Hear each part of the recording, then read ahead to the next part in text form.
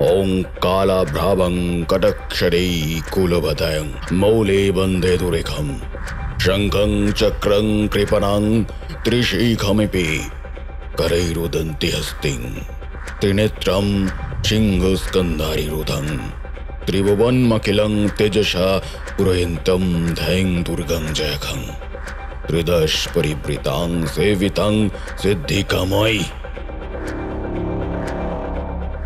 অভিশপ্ত অশ্বমেধ, কিছু গল্প, কিছু ঘটনা। আজ আপনারা শুনবেন ব্রহ্মরন্ধ্র গল্পটির দ্বিতীয় ও অন্তিম পর্ব, ব্রহ্মবলয়। আমাদের গল্প ও পরিবেশনা আপনাদের মনোগ্রাহী হলে অভিশপ্ত অশ্বমেধ এই চ্যানেলটিকে সাবস্ক্রাইব করে আমাদের পাশে থাকুন।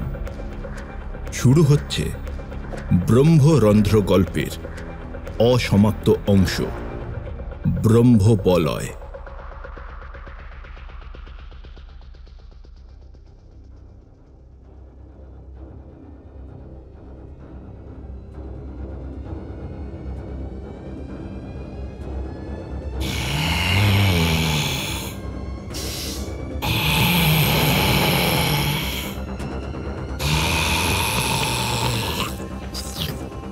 একদম তার মুখের কাছাকাছি এগিয়ে এসে তার মুখটা হাঁ করল, তারপর বের করল তার কালো লকলকে জিভ।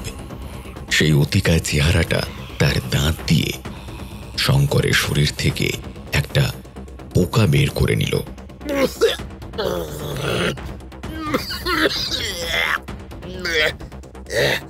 শঙ্করের মুখের একদম সামনে শূন্য দূরত্বে সেই অতিকায় চেহারাটা পোকাটাকে চেবাচ্ছে। তার ঠোঁটের দুই প্রান্ত থেকে গড়িয়ে পড়ছে একটা বিশ্রী রকমের রস। চারিদিকে বিভৎস মৌরলা মাছের গন্ধ। শঙ্কর আর সহ্য করতে পারছে না। প্রচন্ড ভয়ে ও গা গুলি উঠতে শঙ্কর চিৎকার করে উঠল, আমাকে ছেড়ে দে, আমাকে ছেড়ে দে আমায়। শালা, প্রত্যেকটা দিন প্রত্যেকটা রাত এরকম বারবার না এসে একবারের জন্য আমাকে গোগ্রাসে গিলে চিবিয়ে। জোরে জোরে নিঃশ্বাস নিতে নিতে চিৎকার করছে শঙ্কর। নিজের বিছানায় সে উঠে বসল। এখনো তার স্বপ্নের রেশ কাটেনি। হয়তো কোনোদিন তার এই বিভৎস স্বপ্ন হোক বা অতি বাস্তব হোক, তার রেশ কাটবেও না। এই যন্ত্রণা তাকে বয়ে বেড়াতে হবে। তাতে বিরক্ত হয়ে সে এখনো বলে চলেছে। জোরে জোরে নিঃশ্বাস নিতে নিতে পুরো শরীরটা ঘেমে চপচপে হয়ে গেছে।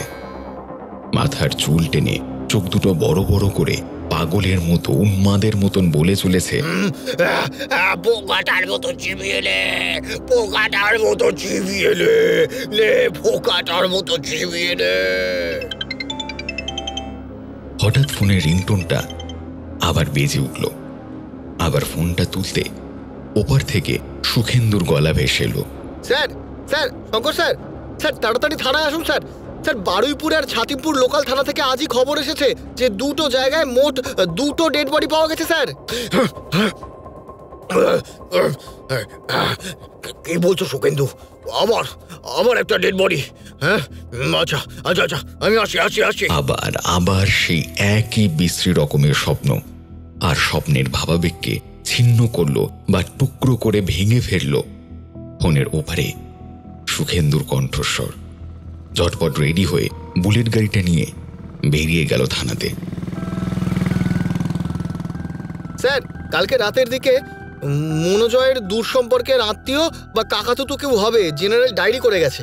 7 দিন হলো মনোজয়কে কোথাও খুঁজে পাওয়া যাচ্ছে না, না তার অফিসে, না তার ঘরে, না তার ক্লাবে। যেখানে যেখানে মোট কথা মনোজয় যায়, কোথাও নেই স্যার, কোথাও নেই। টোটালি সবকিছু ব্ল্যাঙ্ক স্যার। এটাও ওই হারামজাদারই কাজ। তার আগে স্পটে চলো। বারুইপুরটা আগে হবে, তাই না? হ্যাঁ, ওটাই কাছে আছে। আগে বারুইপুর চলো, তারপর ছাতিমপুকুর যাবো। হ্যাঁ শঙ্কর, চলো ওই ছাতিমপুকুরটা দূরেই হবে। আজকের সারাদিনটা কেটে যাবে। চলো, চোখ না চাইলেও ডিউটি তো করতেই হবে। বারুইপুরের একটা বিশেষ জায়গা আছে, মালভূমির মতো। সেখানে বিরাট বড় বাগান বাড়ির ক্ষেত। কিন্তু বাগান বাড়িটা যেখানে শেষ হচ্ছে তার ওদিকটায় জঙ্গল। আর জঙ্গলের বেশিরভাগ গাছই পাকুড় আর খেজুর। ওই বাগান বাড়িতে মূলত পেয়ারা গাছের চাষ হয়। জঙ্গলের কাছে বাগানের মালিক নতুন পেয়ারা গাছ লাগিয়েছিল, তাই অনেক দিন সে ওই দিকটা যায়নি। বেশ কদিন হয়ে যেতে তার মনে হলো গাছের ফলগুলো পেকেছে কিনা, তাই সে দেখতে গেছিল। জঙ্গলের কাছে একটা ঢিবির ওপর বডিটা পড়ে থাকতে দেখতে পায়। তারপর বারুইপুরের লোকাল থানায় খবর জানায়। সেই একই প্যাটার্ন স্যার। এবারে দেখুন স্যার, বুকটা কিভাবে চিরে দিয়েছে। ডেড বডি দেখা মাত্র একটু দূরে ছুটে চলে গেল শঙ্কর রক্তিম দুজনেই। শঙ্করের প্রচন্ড পরিমাণে গা গুলে উঠল, ভয়ানক বমি করতে থাকলো। আর রক্তিমবাবু সারা শরীরটা একটা অজানা যন্ত্রণা আর ঝিনঝিনানিতে কাঁপতে থাকলো। দুজনে একটু স্থির হতে আবার বডির কাছে ফিরে এলো। ততক্ষণে বডিটাকে দেখছিল সুখেন্দু। একদম বাচ্চা মেয়ে স্যার, পাঁজরের হাড়ের মাঝখানে স্টারনাম হাড়টা তুলে নিয়েছে স্যার। এতটাই দুর্ভেদ্যভাবে কাঁচা হাতে কাজটা করা, চারিদিক ছড়িয়ে ছিটিয়ে গেছে রক্তনালী, বুকের মাঝখানে জাস্ট হৃৎপিণ্ড বা হাড়টা নেই। তার মানে অনাহত চক্র। এর থেকে শঙ্কর সহজে প্রেডিকশন করে নিল ছাতিম পুকুরে যে ডেড বডিটা তারা দেখতে চলেছে তার নাভিদেশ তো একেবারে যাচ্ছে তাই করে কেটে দেওয়া হয়েছে। এই ফরেনসিক টিমকে পাঠাও, আশেপাশে দেখো কোথাও সাইনবোর্ড আছে কিনা। নাকে রুমাল দিয়ে এদিক ওদিক খুঁজছে সবাই। লাশটা প্রায় পচে গেছে, চারিদিকে মাছি উঠছে, মাংসের যেখানে সেখানে ক্ষত সৃষ্টি হয়েছে। এবারে কোনো বোর্ডে নয়, সামনে একটা পাকুর গাছের গুঁড়িতে ছাল তুলে নিয়ে রক্ত দিয়ে তৈরি করা হয়েছে সেই সিম্বল। যেখানে যেখানে সিম্বল তৈরি করা হয়েছে রক্তটা ভিকটিমেরই, সেটা ফরেনসিক টিম বলছে। তবে এবারে কোনো নীল গোলাপ পাওয়া যায়নি বা শ্মশানের কোনো ফুল না। এইখানকার ঝুটঝামেলা মিটিয়ে তিন মূর্তি ফিরে গেল ছাতিম পুকুরের স্পটে। যা ভেবেছিল তাই, দূরে রেল স্টেশন, স্টেশন থেকে প্রায় 50 মিটার দূরে ঝোপ। ভোরবেলা কাঁচের বোতল ফেলতে যাওয়া একটা লোক বাথরুম করতে গিয়ে ডেড বডিটাকে দেখতে পায়। একটা ছেলের নাভির জায়গাটা জাস্ট নেই, এমনভাবে কেটে উপরে তুলে নিয়েছে ভেতর থেকে খাদ্যনালী দেখা যাচ্ছে। আর সেই খাদ্যনালীতে এমন পছন ধরেছে যে মাছি ও বিশ্রী পোকা তাতে বাসা বেঁধেছে। তার মানে মণিপুর চক্রে দফারফা করা হয়েছে। লোকটা এই বিভৎস দৃশ্য দেখা মাত্রই ছাতিমপুকুর লোকাল পুলিশ স্টেশনে খবর দেয়। এখান থেকে জাস্ট একটু দূরে একটা বোর্ড পড়েছিল, আর তার উপরেও সেই একই সিম্বল, তন্ত্রের যন্ত্রের সেই আধার। তার মাঝে ছোট্ট শিশুর মাথার খুলির চিহ্ন, তার মধ্যে সহস্রার পদচিহ্ন, 4 কোণে ত্রিভুজ, চতুর্ভুজ, বৃত্ত, পঞ্চভুজ, আর আধারের বাইরে সংস্কৃতের সেই মন্ত্র। প্রত্যেকটা জায়গায় সংস্কৃতের সেই নাম্বারটা শুধু 1 থেকে গেছে। সব জায়গাতে সংস্কৃতে 9 লেখা। হয়তো এর কোনো অন্য অর্থ আছে। এদিকে বেলা কেটে গেছে, ঘনিয়ে এসেছে অমাবস্যার দিন। ছাতিম পুকুরে রেল স্টেশনে চা খেয়ে তারপর যে যার ঘরের উদ্দেশ্যে ফিরল তারা। ফেরার পথে বুলেট গাড়িতে চেপে শঙ্কর ভাবছিল, আজ একটা দিনের জন্য হাফ বেলা বন্ধুদের কাছে কাটিয়ে আসি। তাহলে কি করা যায়? তাহলে কাল থানায় কাজ ছেড়ে বিকেলের দিকে ওদের কাছে বেরিয়ে যাব।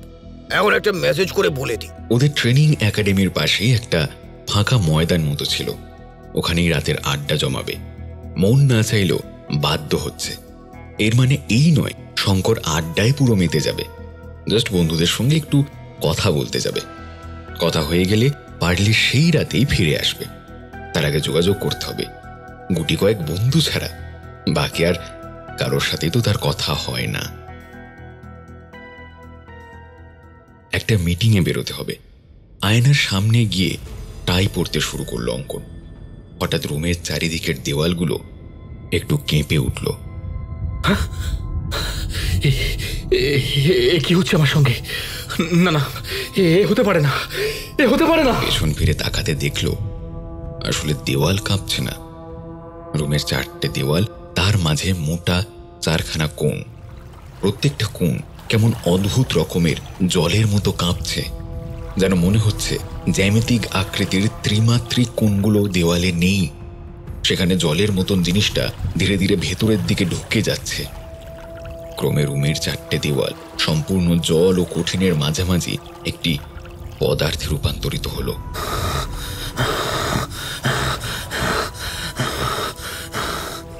তারপর সেই জায়গাগুলোতে একটা করে আয়না তৈরি হচ্ছে, তারপর আরেকটা কোণে, তারপর রুমের 4টে কোণে বড় বড় 4খানা আয়না তৈরি হলো। অর্থাৎ ওই জল ও কঠিনের মাঝামাঝি যে পদার্থটা আয়নার মতো ব্যবহার করতে লাগলো। শুধু কোণগুলোতে সীমাবদ্ধ থাকলো না, রুমের সারা দেওয়াল জুড়ে হাজার হাজার আয়না তৈরি হলো।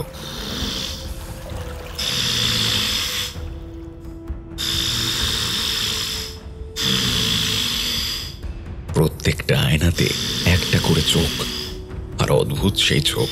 চোখের পাতা সবুজ, চোখের উপরে ভ্রু সবুজ, চোখের মধ্যে চামড়া বা চোখের উপরে স্তর হালকা সবুজ, চোখের মধ্যে মণি সেটাও সবুজ, আর আয়নার ভেতর থেকে বেরিয়ে আসছে সবুজ আলো। হাজার হাজার চোখ, দেখতে ভীষণ বিটকুটে, ভীষণ ভয়ঙ্কর আর ভীষণ অস্বাভাবিক।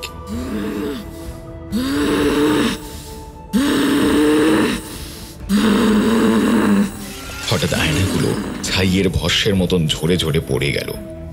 হঠাৎ সেই চোখগুলো উধাও, কিন্তু তাতেও শান্তি থাকলো না। চারিদিকটা পুরো ঘোর অন্ধকার। মনে হবে যেন শূন্যে একা সেই পর্যবেক্ষক ভাসছে। ধীরে ধীরে চারিদিকটা বেগুনি আর গোলাপি আলোতে ভরে উঠল। সেই আলোর মাঝে এক অদ্ভুত শারীরিক অবয়ব বেরিয়ে আসছে।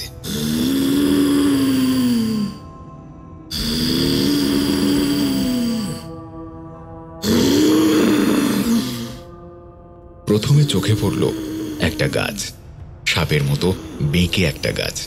তারপর আরো একটু স্পষ্ট হলো একটা শরীরের নাভি দেশ থেকে একটা গাছ বেরিয়ে তার শিকড়গুলো বুকের চামড়ায় গেঁথে আছে। শরীরটা প্রায় নগ্ন। ধীরে ধীরে দেখা গেল তার এক হাতে বই, অন্য হাতে বীণা। তারপর চোখে পড়ল নগ্ন বক্ষ যুগল। তিনি তার একটা পা ওপরে তুলে তুলে হেঁটে আসছেন।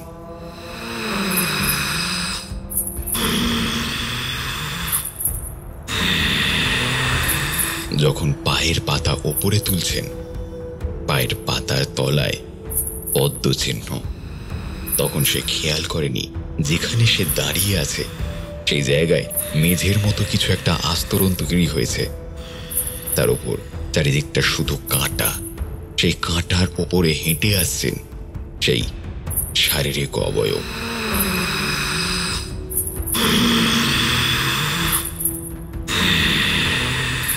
মোটামুটি বোঝা যাচ্ছে যিনি এগিয়ে আসছেন তিনি একটা স্ত্রী দেহ। আরো কাছে এগিয়ে আসতে দেখা গেল স্ত্রী শরীরের একটা বলিষ্ঠ দেহ, উচ্চতা মাঝারি, সম্পূর্ণ শরীর শ্যামবর্ণ। তার 3টে চোখ, প্রত্যেকটা চোখ থেকে সবুজ জ্যোতি ঠিকরে বেরোচ্ছে। মাথার পেছনের চুলগুলো অসম্ভব সুন্দর ও আকর্ষণীয়। চুলগুলো ঢেউয়ের মতন বাতাসে ভাসছে। সেই চুলে সম্ভবত বকুল ফুল গাঁথা রয়েছে।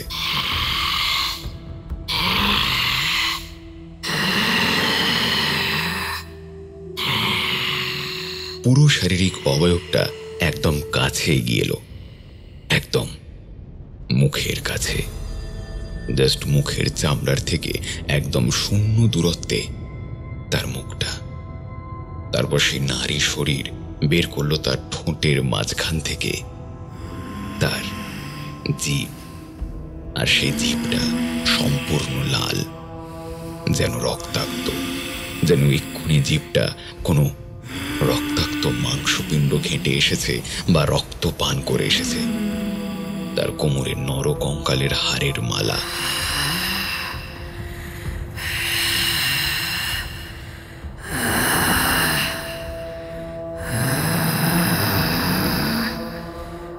সেই মুখটা সামনে এগিয়ে এসে রক্তাক্ত জিভটা বের করে উঠল। যেই মুখটা সামনে এগিয়ে এসে রক্তাক্ত জিভটা বের করে উঠল, এপারে থাকা পুরো শরীরটা প্রচন্ড জোরে চিৎকার করে উঠল, ছেড়ে দাও, আমাকে মুক্তি দাও। প্রত্যেক দিন এই ভয় না দেখিয়ে একদিন কামড়িয়ে চিবিয়ে আমাকে শেষ করে দাও, চিবিয়ে শেষ করে দাও, আমাকে শেষ করে দাও। বারবার চেঁচাচ্ছে একই কথা, চিবিয়ে শেষ করে দাও, চিবিয়ে শেষ করে দাও। হঠাৎ একটা ফোনের রিংটোন বেজে উঠল। ফোনের দিকে তাকাতে দেখলো একটা আননোন নাম্বার। ফোনের আওয়াজে মস্তিষ্কের টনক নড়তে ফোনটা তুলল। হ্যালো অঙ্কন, আমি শঙ্কর বলছি, Shankar Das, Netaji training and civil academy 12 batch. হ্যাঁ, কেমন আছিস? এতক্ষণ ভয়ঙ্কর স্বপ্ন দেখে উঠে নিজেকে সামলাতে পারছিল না অঙ্কন। বিছানা থেকে উঠে বেসিনের কাছে গিয়ে মুখটা ধুতে যাবে, মেঝেতে উল্টে পড়ে গেল এমন সময়। Hello hello. অঙ্কন, সৌরভ, সায়নী, শঙ্কর একাডেমির 4 মূর্তি। তাদের ট্রেনিং এর সময় সব থেকে গাঢ় বন্ধুত্ব ছিল এদের। প্রায় যে কটা মিশন ইন্টার্নে থাকাকালীন করতে হয়েছে সব কটাতেই তারা একসাথে ছিল। এক অসম্ভব সুন্দর জীবন কাটিয়েছে একাডেমির ওই কদিন। আর অসম্ভব রকমের ধুরন্ধর ছিল এই 4 জন। আর এই 4 জনের জুড়ি বছরের পর বছর একাডেমির অন্যান্য ব্যাচের কাছে সিম্বল হয়ে দাঁড়ায়। নিউরোসাইকোলজিস্ট দিতিপ্রিয়া যেহেতু বলেছিল শঙ্করকে একটু মানসিক সহাবস্থান রাখতে, বন্ধুদের সঙ্গে ঘুরে আসতে, তাই ডিউটির পর বিকেলের দিকে ফোন করে অঙ্কনকে। ফোনে কথা হওয়ার পরে সৌরভ, অঙ্কন আর শঙ্কর একাডেমির পাশে ওই ময়দানে একজোট হলো। হঠাৎ প্রথম দেখাতেই সৌরভকে দেখে শঙ্করের গা গুলে উঠল।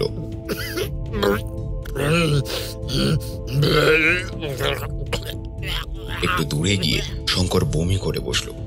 হয়তো সৌরভ বুঝতে পেরেছে তাকে দেখেই ঘটনাটা ঘটছে। আসলে সৌরভের চামড়াগুলো ঠিক সেই রকম ভাবে কুঁচকে গেছে যেরকম ভাবে শঙ্কর স্বপ্নতে দেখেছিল নিজের শরীরের চামড়া কুঁচকে যেতে। অন্যদিকে অঙ্কন শঙ্করকে দেখে একটু ঘাবড়ে গেছে। অঙ্কন একটু ভয় পেয়ে আছে, কারণ সে তার স্বপ্নে যেরকম চোখ দেখেছিল শঙ্করের চোখটা অনেকটা ওই রকম। প্রায় ডার্ক সার্কেলগুলো একই রকম ভাবে বিস্তার নিয়েছে চোখের পাতায়, শুধু সেখানে সবুজের মাত্রা কম, গাঢ় কালোর মাত্রা বেশি।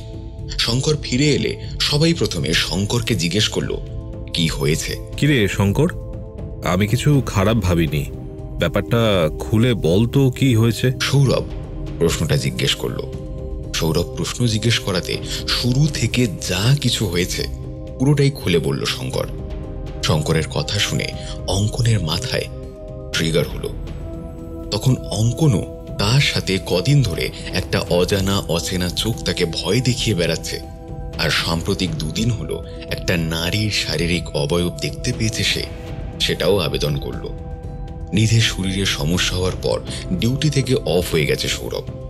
বেশ কদিন হলো নিজে থেকে সাসপেন্ড হয়ে লিভ নিয়ে আছে অঙ্কন।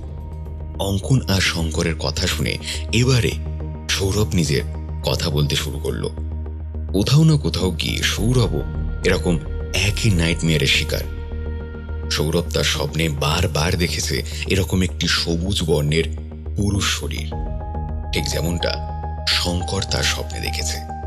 ওই পুরো শরীরটা বারবার চেষ্টা করছে সৌরভের কণ্ঠনালীটা চিবিয়ে খেতে। প্রথম প্রথম তাই মনে হয়েছিল, পরে সে স্বপ্নে দেখেছে নিজের কণ্ঠনালীর থাইরয়েড গ্রন্থিটা বের করে চিবিয়ে খাচ্ছে সেই সবুজ অবয়ব। তারপর থাইমাস গ্রন্থিটা বের করে চিবিয়ে খাচ্ছে। তখন তার মুখটা বাঁধা অবস্থায় আছে। আর সব থেকে আশ্চর্যের বিষয়, স্বপ্নের সৌরভ অ্যাডাল্ট প্রাপ্তবয়স্ক সৌরভ নয়, তখন সে 12 বছরের একটা শিশু। তাই তার নিজের আরো ভয় লেগেছিল। সৌরভ, তুই ডাক্তার দেখাসনি? ডাক্তার কি বলল? ডাক্তার দেখিয়েছিলাম, সাইকোলজিস্ট আমাকে বলল এটা খুব রেয়ার সিনড্রোম, নিজেকে কেউ খেয়ে নিচ্ছে তার ভয়, পোস্ট ট্রমাটিক স্ট্রেস সিনড্রোম, মূলত আরো ভালোভাবে যেটাকে বলা হয় ফ্যাগোফোবিয়া। আরে আমিও তো ডাক্তার দেখিয়েছিলাম, আমার সাইকোলজিস্ট আমাকে বলল এটা একটা ভয়, কোনো একটা চোখ যেন সবসময় দেখছে আমাকে। এটা হচ্ছে এক ধরনের সাইকোলজিক্যাল ডিসঅর্ডার, এটাকে বলে স্কোফোফোবিয়া। পেশায় আমরা সবাই ডিপার্টমেন্টে কাজ করতাম বলে আমাদের নার্ভ খুব সজাগ। আমরা যদি সাধারণ মানুষ হতাম তাহলে কবেই কেলিয়ে পড়তাম। বিশ্বাস করো ভাই, এত যন্ত্রণা, এত ভয়, এত কষ্ট কোনোদিনে কোনো লাশ বা ডেড বডিকে দেখে আমার কখনো হয়নি। আমার উপর দিয়ে কি যাচ্ছে তাহলে ভাব। তোরা তো এখন ছুটিতে আছিস, আমি এদিকে ডিউটিতে আছি। সব তোদেরকে বললাম, তার উপরে এইসব। ভালো কথা, সায়নীর খবর কি? কিছুক্ষণ অঙ্কন আর সৌরভ চুপ করে গেল। তারপর সৌরভ তার ফোন থেকে একটা ভয়েস মেসেজ অন করলো। ভয়েস মেসেজে সায়নীর গলা। প্রথম ভয়েস মেসেজ। আমার প্রচন্ড ভয় হচ্ছে। মাঝে মাঝে আমি দেখতে পাই আমার রুমের সারা দেয়াল জুড়ে নারী দেহের গুপ্ত ছিদ্র, সেগুলো থেকে মেনস্ট্রুয়াল সাইকেলের রক্ত পড়ছে। ওই রক্তে আমার বাড়ির গোটা দেয়ালটা ভরে যাচ্ছে। দ্বিতীয় মেসেজ। আমার বাইরে বেরোতে ইচ্ছা করে না। আজকাল প্রচন্ড একা লাগে। আমার মনে হয় আমার প্রাইভেট বডি পার্ট কেউ যেন টাচ করছে, প্রচন্ড ভয়ঙ্কর ভাবে। তারপর একদিন আমি স্বপ্নে এক শারীরিক অবয়বকেও দেখেছি। মনে হলো সেও এক নারী। তৃতীয় ভয়েস মেসেজ। আমার প্রচন্ড যন্ত্রণা হয় নিজের প্রাইভেট পার্টে। কেউ যেন স্পর্শ করতো। তারপরে আমি তাকে দেখলাম। প্রচন্ড যন্ত্রণা হচ্ছিল। আমি ভয় পেয়ে যাচ্ছিলাম। আরো ভয় পাচ্ছিলাম সেই শারীরিক অবয়বটা দেখে। সবুজ কালারের একটা নারী মূর্তি, তার 3টে মাথা। হ্যাঁ, তার 3টে মাথা আর জিভ খুব লাল, যেন আমার শরীরের অংশ কামড়ানোর পর লাল রক্ত লেগেছে তার জিভে। তার পেট থেকে একটা গাছ বেরিয়েছে, সেটা তার বুকে গিয়ে আটকেছে। চারিদিকে শিকড়। সেই নারী মূর্তির নগ্ন শরীর, তার বক্ষযুগল অনাবৃত। ভয়ঙ্কর সেই শরীর। আর 2টো জিনিস, বীণা আর বইয়ের মতো কিছু তার হাতে। আর কি ভয়ঙ্কর, বিভৎস, কদাকার। বুঝলে শান্তনা, আর নেওয়া যাচ্ছে না এসব, আর নেওয়া যাচ্ছে না। এই হচ্ছে ওর লাস্ট ভয়েস মেসেজ। তারপর থেকে ওকে খুঁজে পাওয়া যায়নি। তারপর ওর একটা ইনভেস্টিগেশন করতে গিয়ে একটা জায়গায় ডেড বডি পেয়েছিল। ওইখানেই কদিন পরে লোকাল লোকজন আরও একটা মুন্ডু কাটা ডেড বডি পায়। পরে শরীরের একটা জায়গায় চিহ্ন দেখে আইডেন্টিফাই করে বলা হয় ওটা আমাদের সায়নীর ডেড বডি। কথাটা বলে থামলো সৌরভ। শান্তনাকে? শান্তনা, ওই আমরা যেরকম সবাই সাইকোলজিস্টকে দেখিয়েছি, শান্তনাও সায়নীর পরিচিত কোনো সাইকোলজিস্ট। তো শান্তনার সঙ্গে আমরা কথা বলে যেটা জানতে পেরেছি, এটাও একটা সাইকোলজিক্যাল ডিসঅর্ডার, 2 রকম রোগের মিশ্রণ। সেটা হলো জেনোফোবিয়া আর হ্যাফোফোবিয়া, এই 2টো রোগের মিশ্রণ। সবই তো বুঝলাম, কিন্তু যতই রোগ হোক না কেন, এতটা কোইন্সিডেন্স না। তুই একবার ভাব, আমি আর সায়নী স্বপ্নে একই নারী মূর্তির শারীরিক অবয়ব বা স্ট্রাকচার দেখলাম। আবার তুই আর শঙ্কর একই পুরুষের শারীরিক অবয়ব দেখলি। ব্যাপারটা অ্যাবস্ট্রাক্ট, প্যারানর্মাল হয়ে যাচ্ছে না? তাহলে করণীয় কি? ওরা আজকের সব কাজ বাদ দে। কাল একদম সকালের দিকে আমরা পৌঁছে যাব একজন বিশেষ মানুষের বাড়িতে। তার নাম প্রবাহিতা গুণধর। এখনকার বিখ্যাত প্যারাসাইকোলজিস্ট এবং প্যারানর্মাল অ্যাক্টিভিটিতেও বিশেষজ্ঞ। প্রচন্ড ভয়ানক জ্ঞান, সঙ্গে পুরাণ বিদ্যা সম্পর্কে অনেক জ্ঞান আছে। একবার গিয়ে দেখি কি কাজ হয়। আমার ডাক্তারের রেফারেন্স দিয়েছে, বলেছিল তার কাছে এমন অনেক পেশেন্ট এসেছে যারা সাইকোলজিক্যাল পেশেন্ট, কিন্তু এরকম অনেক পেশেন্টও ছিল যারা প্যারানর্মাল অ্যাক্টিভিটির জন্য সত্যিই ভুক্তভোগী হয়েছে এবং অবশেষে এর কাছে গিয়ে সেরে উঠেছে। এই হচ্ছে আমাদের পুরো বক্তব্য। নিশ্চয়ই তার অনেকটা আপনাকে দিদিপ্রিয়া বলেছে। শুধু আমি আসিনি, কিছু মনে করবেন না। আপনার হয়তো সময় নষ্ট হবে। সঙ্গে আমার 2টো বন্ধু সৌরভ আর অঙ্কনকে নিয়ে এসেছি। আপনি পুরো ব্যাপারটা শুনলেন, এবার একটু বলুন। 40 ঊর্ধ্ব একজন ভদ্রমহিলা, টেবিলের ওপারে বসে, মোটা পুরু চশমার ফ্রেম, তার চোখটা খুব তীক্ষ্ণ। রুমের চারিদিকে ভর্তি অসংখ্য বই, আর দেওয়ালের ছবিগুলো দেখে শঙ্কর ধারণা করল সম্ভবত এগুলো তন্ত্রের বিভিন্ন যন্ত্রের চিহ্ন। আরো কত কি রকমের সব অ্যাবস্ট্রাক্ট ছবি। প্রবাহিতা বলতে শুরু করলো। প্রথমে আসা যাক শারীরিক অবয়ব সম্পর্কে। সাইকোলজিক্যাল প্রবলেম ছাড়া এই পৃথিবীতে আরো অনেক জটিল ধাঁধা আছে। এই ব্রহ্মাণ্ড প্রচণ্ড জটিল, তার থেকে জটিল মানুষের মস্তিষ্ক। তোমাদের সঙ্গে এখন যেটা হচ্ছে সেটাকে বলা হয় ব্রহ্মরন্ধ্র বলয় বিদ্যা। ব্রহ্মরন্ধ্র বলয়বিদ্যা শাস্ত্র অনুযায়ী করা নিষিদ্ধ। প্রাকৃতিক অপ্রাকৃতিক জগতের সামঞ্জস্য বজায় রাখতে সৃষ্টিকর্তাই কেবল তার ব্যবহার করতে পারে।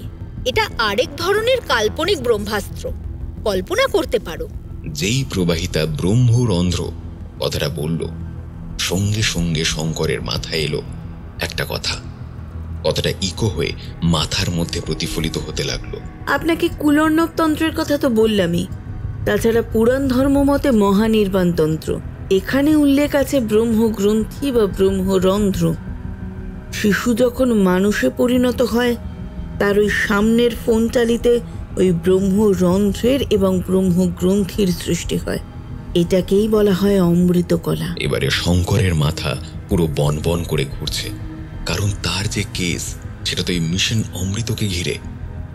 আর তার 4 বন্ধুর কাকতালীয় যে স্বপ্ন, তার মধ্যেও অমৃত বা অমরত্বের যোগ। এই নিষিদ্ধ প্রক্রিয়ার মাধ্যমে এক প্রকার অমরত্ব লাভের চেষ্টা করা হয়। বাস্তবে তা সম্ভব কিনা জানি না, কিন্তু এই গুপ্তবিদ্যা সম্পর্কে আমিও জানতে পেরে বিব্রত হয়ে গিয়েছিলাম। শঙ্কর, তুমি একটু কফি খাও। এবারে আমার কথাটা মন দিয়ে শোনো। প্রথমত সৌরভ আর শঙ্কর, তোমরা যে পুরুষের অবয়ব দেখেছ, এটা হলো অমৃত কলাতন্ত্র সাধনার নিম্ন শ্রেণীর উপজীব। অর্ধ সিদ্ধিলাভ করা এই উপজীবের নাম বর্গনাথ। দেখো তো এরকম কিনা? একটা প্রায় ভগ্ন হয়ে যাওয়া পুঁথির মধ্যে থেকে উঁকি দিচ্ছে ছবিটা। ল্যাপটপের মধ্যে সংরক্ষণ করে রাখা সেই ছবি, সেটা ঘুরিয়ে 3 জনের দিকে দেখালো। তখন শঙ্কর আর সৌরভের চোখ ছানা বড়া হয়ে গেল। অবিকল সেম সম্পূর্ণ আকার, সম্পূর্ণ সেই চামড়া, সেই সবুজ বর্ণ, সেই জিভ, সেই 3 চোখ। তোমাদের মৃত বান্ধবী আর অঙ্কন তুমি বা তোমরা যে স্বপ্নে দেখেছ, সেও হলো অমৃত কলাতন্ত্র সাধনার নিম্ন শ্রেণীর উপজীব। তার নাম হলো মহাসিদ্ধা মাতঙ্গী। 10 মহাবিদ্যার মাতঙ্গী নয়। দেখো তো এই রকম কিনা? আবার ল্যাপটপের অন্য স্লাইডের ছবিটা দেখে চোখ মাথায় উঠে গেল অঙ্কনের। অবিকল সেই নারীর চোখ, অবিকল সেই নারীর ছবি, অবিকল সেই সবুজ শ্যামলা শরীর, সেই চোখ, সেই রকম জীব, সেই রকম গাছ, অর্ধনগ্ন শরীর, নরকঙ্কালের হাড়ের কটি বন্ধন। তোমাদের সাথে কেউ একজন কম্পাঙ্ক বিদ্যার মাধ্যমে কানেক্ট করার চেষ্টা করছে। অর্থাৎ ব্যাপারটা এরকম, তার চেতন মনকে স্থির রেখে অবচেতন মন তোমাদের 4 জনের ব্রহ্মরন্ধ্রের মধ্য দিয়ে প্রবেশ করিয়ে তোমাদের মধ্যে বেঁচে থাকার প্রয়াস করছে। কিন্তু সেটা ঠিকঠাক হচ্ছে না। সে ঠিক যেই যেই ভয়, যেই যেই আনন্দ, যেই যেই দুঃখগুলো থেকে আবেগে পীড়িত হচ্ছে, তোমরাও তোমাদের স্বপ্নে ঠিক সেই রকমভাবে পীড়িত হচ্ছ। আর কম্পাঙ্ক বিদ্যাতে এইভাবে অবচেতন মনের মাধ্যমে অন্যের শরীরে বেঁচে থাকা, তার জন্য ব্রহ্মরন্ধ্রের বলয় তৈরি করতে হয়। শঙ্করের মাথা পুরো গোল হয়ে ঘুরে গেল। এটা কি করে সম্ভব? এতদিন যে কেসের তদন্ত করেছে, সেখানে যতটুকু জানতে পেরেছে, তাতে অবচেতন মন ট্রান্সপোর্ট করে অন্য মানুষের শরীরে বেঁচে থাকার একটা চেষ্টা, কাল্পনিক অমরত্ব লাভের কল্পনা। জৈবিক কল্পনা নয়, জৈবিক অমরত্ব নয়, কিন্তু এটাও একটা অমরত্ব লাভের চেষ্টা। আর সেই জিনিসটাই তার 4 বন্ধুর সঙ্গে হচ্ছে। শঙ্কর তখন তার নিজের তদন্তের ব্যাপারে সম্পূর্ণ ঘটনা আগাগোড়া খুলে বলল প্রবাহিতাকে।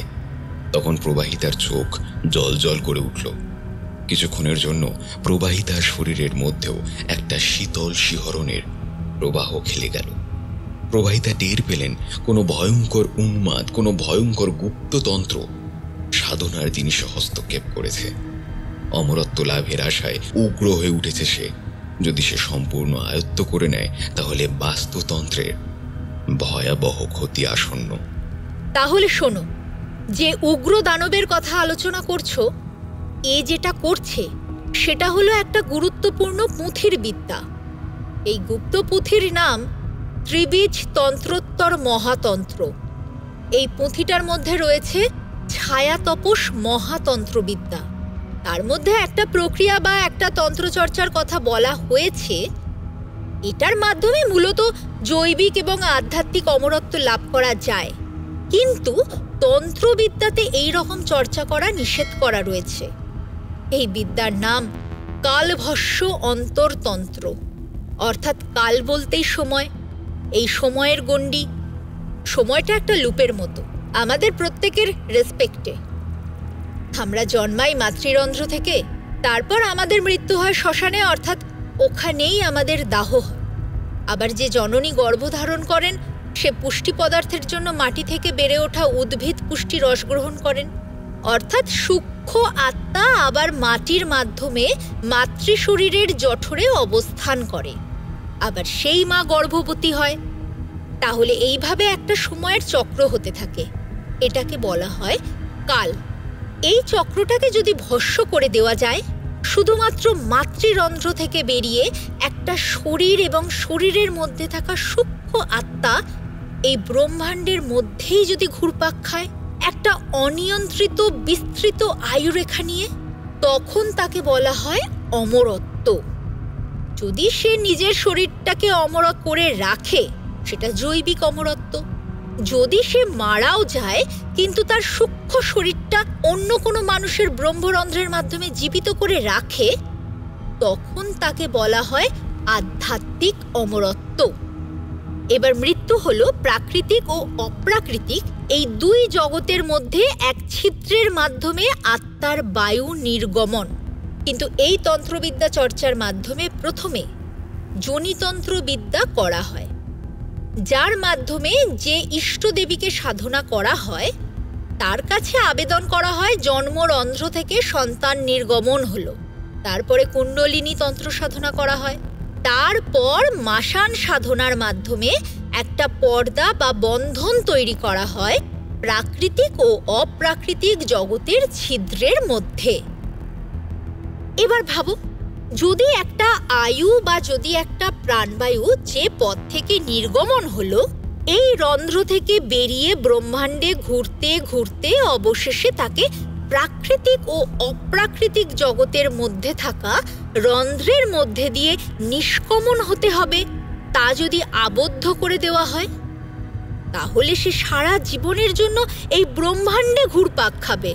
কিন্তু এই রকম প্রাণবায়ুকে আটকে রাখলে আমাদের প্রকৃতির চেয়ে জীববৈচিত্র্য বা বাস্তুতন্ত্র তা প্রচণ্ড পরিমাণে ক্ষতিগ্রস্ত হয়। প্রকৃতির দেবী ক্ষুণ্ণ হন এবং তার ফলে প্রাকৃতিক বিপর্যয়ও ঘটতে পারে। সমগ্র মনুষ্য জাতি ভয়ঙ্কর বিপদের সম্মুখীন হতে পারে।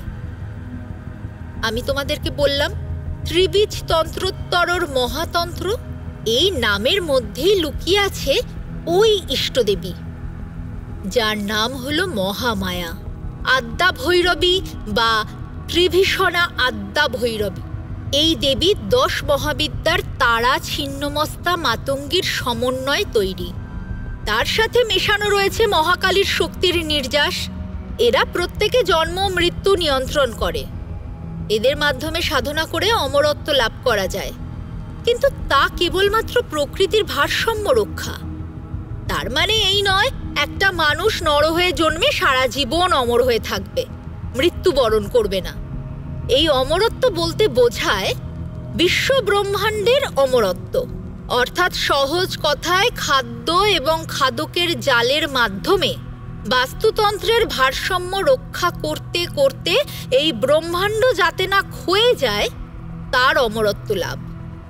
কিন্তু সম্পূর্ণ ব্রহ্মাণ্ডের শক্তির নির্যাসটা, তার অমরত্বের শক্তিটা যদি একজন মানুষের হাতের মুঠোয় চলে আসে তাহলে সেটা কতটা ভয়ঙ্কর ভেবে দেখো। তাহলে এখন আমাদের সঙ্গে এগুলো হচ্ছে কেন? তার মানে কি কুণ্ডলিনী তন্ত্র সাধনা শুরু করে দিয়েছে? অমরত্ব কুণ্ডলিনী তন্ত্র সাধনা একটা দীর্ঘ সময়ের প্রক্রিয়া। প্রথমে শিশু দেহ, পরে যৌবন বা যুবক দেহ, তারপর আমাদের মতো অ্যাডাল্ট বা প্রাপ্তবয়স্ক শরীরের দেহ প্রয়োজন হয়। প্রথমে শিশু দেহ থেকে সপ্তচক্রের অংশগুলো নিয়ে বীজ মন্ত্র উচ্চারণের মাধ্যমে তন্ত্রের যন্ত্রের সামনে আহুতি দেওয়া হয়। তার ফলে যে এই সমস্ত প্রক্রিয়া পালন করছে সে যে যৌবন মানুষদেরকে বা যে যুবকদেরকে ঠিক করেছে তাদের সঙ্গে ব্রহ্মরন্ধ্রের বলয় তৈরি করে। তারপর সেই যৌবন মানুষদের সপ্তচক্রের অর্গান বা গ্রন্থি তুলে নিয়ে সেটাকে ভোগ দেয়।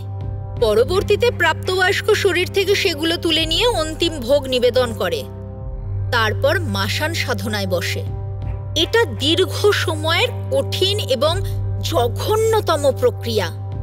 তবে একটা জিনিস মনে রাখবে, এই প্রক্রিয়ার মাধ্যমে যেটা সপ্তচক্র, ওই সপ্তচক্রের যে গ্রন্থি বা অর্গানগুলো বা অমৃত কলার অংশ, ওগুলোকে হাঁড়িতে করে বিসর্জন দিতে হয়।